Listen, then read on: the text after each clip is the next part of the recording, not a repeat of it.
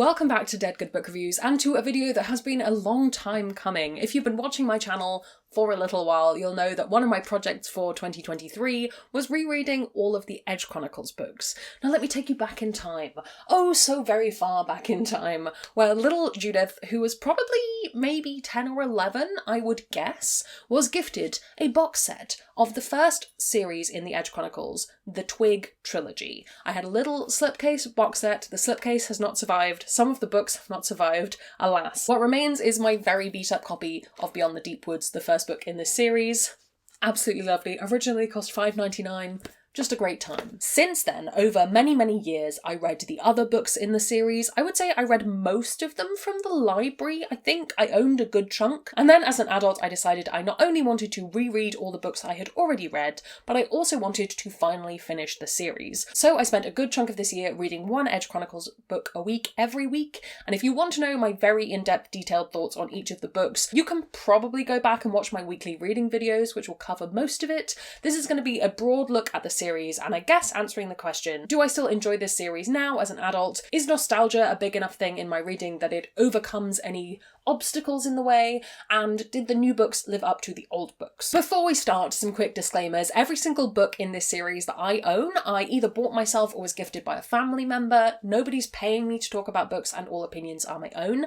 I'm gonna keep this sort of spoiler free. I'm not going to be talking about the plots of the individual books in a way that would spoil them, but I'm going to be talking about the arc of the series, which does include some spoilers. So if you do want to go into this series knowing absolutely nothing, pause this video, come back when you've read them, we'll talk then. I'm just going to move some pattern paper away from the dock. These are middle grade, maybe a little bit edging into young adult at times, but I would say pretty firmly middle grade books that were originally published between 1998 and 2019, so it had quite a long run. There was quite a large gap between the last trilogy and the final book, which are in the wrong order, I'm aware. We'll come on to it. Paul Stewart and Chris Riddell are a pretty prolific author-illustrator, set both as a duo and apart. The other Paul Stewart book I read, which was also illustrated by Chris Riddell, was Muddle Earth, which we very much enjoyed as children. Could not tell you if it holds up. Have not bought a copy, probably not going to find out. But Chris Riddell I do follow on Twitter and I really love his illustrations. His illustration style is one of my absolute favourites, but I'm getting ahead of myself. We'll talk about that in a bit. The Edge Chronicles all take place in The Edge, which is the name of the world we are in. It is literally an edge. Don't think about it too hard in terms of geography. Just don't worry about it too much. And we hear stories about everything from sky pirates. In fact, I'm going to delve in my notes because I liked the way I wrote this. The stories told are of academics studying sky and earth from floating cities and underground libraries, sky pirates and explorers, wanderers and lost folks, a set of 4 trilogies and 1 standalone book, and then a few short stories and other elements in there. Let's go through what the books are very quickly, and I'm going to try and do this without looking it up. I don't know how well it's going to go. I'm going to use the words saga and trilogy somewhat interchangeably here. I think they are actually sagas technically. So the first set of 3 books is the Twig saga, where we have Beyond the Deep Woods, Storm Chaser and Midnight over Sanctifrax. Thank you, Editing Judith, for putting all these covers in for me. We also have a prequel trilogy, which is the Quint saga, which is...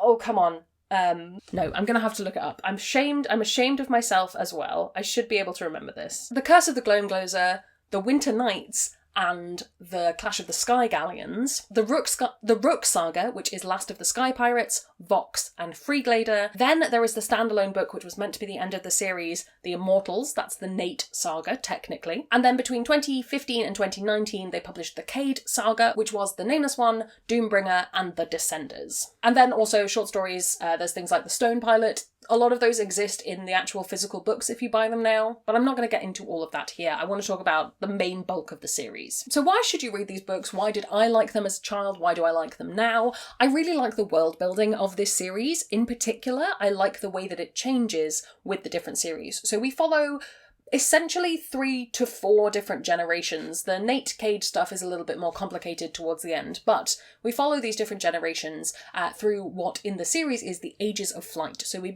have sky pirates who fly skyships powered by big floating stones. Then we move into a more wood sail flight era of flight in the Rook trilogy, and we're into more of an industrialised world by the time we get to Nate and Cade. And I really enjoy that. I like the way that that plays out, and I think it really helps you to see how the world has changed, and it also explains a lot of the reasons why. So the ability to travel more distance, to travel faster, to have more access to travel will change the way that communities interact, for example. And it also leads to new kind of careers and new individuals and new groupings of people to develop, which is very fascinating. There's quite a lot of time between book 1 and book whatever it would be, 3, 6, 9, 12-ish, I guess. And the way that the world has shifted both in terms of the population and also the actual technology of the world is just fascinating. It's really, really interesting. But at no point is it a boring time period. And I think that's really true to life, as well as being just something that keeps the books interesting. There's no favourite mode of flight, at least for me. I really like the kind of traditional sky pirates of the first series, and I also really enjoy the idea of being a frax engineer in the later books. Just really cool. And something that I presume wasn't thought out, just purely based on how long this series is and how long between the books publishing there was. It must have been something that kind of grew organically. That's at least how it feels. And I think within that, the theme of technology being used for war and technology being used for good, and what morality is, and can sky pirates be good if they're fighting bad people, and all of that stuff all fits in together in a nice little mixture of stuff. I said I would talk about the illustrations, and it is one of my big reasons I love this series. Chris Riddell is a phenomenal illustrator in so many different ways. If he would ever draw me as a sky pirate, I think I would just be deceased that day. I would go into the ground. You would never hear from me again. My life would be complete. I just really love them. They make the books feel so much richer. They're one of the reasons I think the books work, because they are describing some quite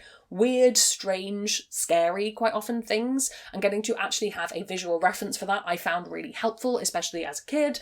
I just think they're beautifully illustrated, and there are so many illustrations in them. It isn't a case of reading 300 pages and then you get one little book plate. No, these are richly illustrated throughout, and often the illustrations will work in with the text, which I think is just stunningly beautiful. This might be a pro or a con depending on how you like your stories to work. I think particularly the earlier works, like the Twig trilogy, these really are kind of adventure stories where one thing leads to the next. They're that kind of story where you don't necessarily know where you're going to end up. The characters have a goal in mind, but it's very much a long, winding journey for them to get there with a lot of individual scenes. I think that makes them really fun to reread, because you get to revisit those moments that you remember and then get reinvigorated with other things that you might pick up on a second time. I think particularly those early books, I have really vivid memories of sections of them. I don't necessarily carry the whole plot in my mind at all times, but I just remember really liking individual moments. And actually, thinking about it, the illustrations help with that, because I can often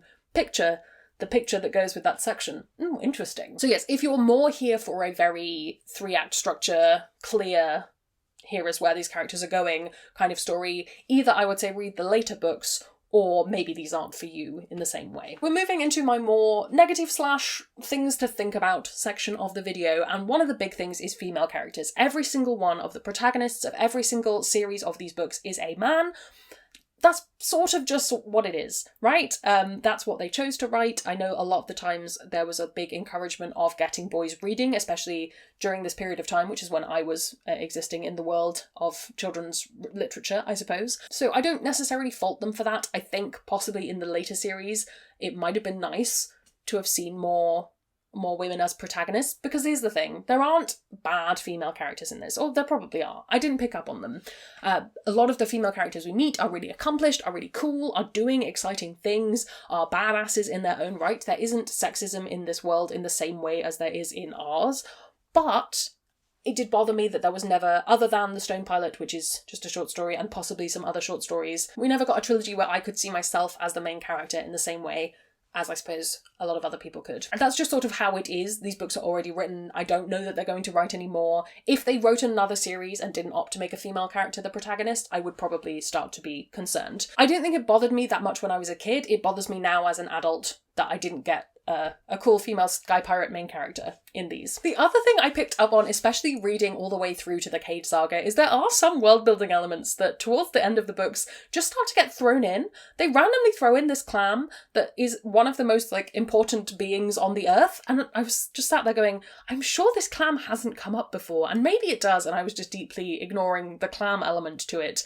but it does feel a little bit like some things get added in. Sometimes that's to the benefit. I really liked learning more about some of the goblins that we don't get to see much of beyond them just being brutes in the earlier books, but sometimes I was just going, where has this clam come from? Why are you now telling me it's super significant when it hasn't come up this whole time? I do think there are a few elements that feel a little bit dated. Some of the depictions of individuals, I think, probably lean a little bit close to some tropes that we don't necessarily encourage these days. I do think that's progressed slightly more towards the later books, that it gets a little bit better. These are from the late 90s originally. There are worse culprits out there. Not saying that it excuses it, but there are worse culprits. I think that mostly it's pretty solid. You could give these to kids now and not have to do a here's how things were in the 90s, my child, kind of feel. But there are a few elements that just feel a little bit dated, to me at least. And I also want to draw up this idea of nostalgia having an impact. So I think my nostalgia lens made me not notice the lack of female characters a lot more in those earlier books and less towards the end. The only way I could have known that was by reading the Cage Saga, by reading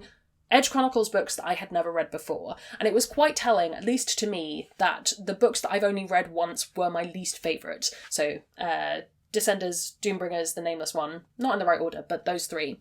I did really like the last one of those. I liked The Descenders a lot. I found the first two a little bit And it's hard to know whether that's my nostalgia lens not being there, whether that's the series has gone on too long, or another third reason that I can't think of right now. I think for me, if I picked these up completely fresh today, as hard as that is for me to imagine, how do you delete something from your brain that's had that kind of an influence? But if I try to picture it, I think the gender balance would bother me more than it actually does now. And also I might find the story structure a little bit wandering and want a little bit more direction. But that isn't something I necessarily feel because I know the books so well. If you're someone who read all of these for the first time, I'd really love to hear your opinions, particularly on the later books in the series, just to see if the writing quality changes or not, basically, is what I want to know. I love this series a lot. It's one of my absolute favourites. I can't keep saying it, it's just true. I would say if you want something similar, the only other series that's really done a similar thing for me in terms of following generations and that kind of adventure story is the Mortal Engines books. I really enjoyed, and I do think that's the next thing I want to reread all of. Maybe also an element of Garth Nix. Basically all of these books for younger readers that I've been picking up in the last year, I definitely feel have similar elements to them, as much as they aren't totally similar. Should you read Edge Chronicles? I think yes. I think at least give Beyond the Deep Woods a go, because it's just a really rich and imaginative world. I think if you're a person who enjoys that kind of adventure story, they are well worth reading. And I've waffled on for far too long, and frankly, you could probably read Beyond the Deep Woods in the time it would take you to watch this video, so maybe you made the wrong call. Have you read these? Do you have plans to? Do you have a favourite series from your childhood that you really like to read, despite people telling you perhaps now that it doesn't stand up as well? How does the nostalgia lens filter into your reading? I would love to hear from you while you're down there commenting. If you haven't already, please do subscribe. It makes me feel loved and appreciated. You can also follow me on social media. Come hang out on Discord where we have chill chats about books. I'd like to say an enormous thank you to all the ghosts who haunt me over on Patreon. They support the channel and in return get early access to videos, bonus content, live streams and more. If you'd like to join their number, that's linked in the description as well. Thank you so much for watching. That's all from me, and I will see you in the next one. There's gonna be some bloopers now. But before we start, some disclaimers. All of the books that before we start, the dog needs to say something. And also shove the camera because she's a stink. The players, I've been watching too much D&D content.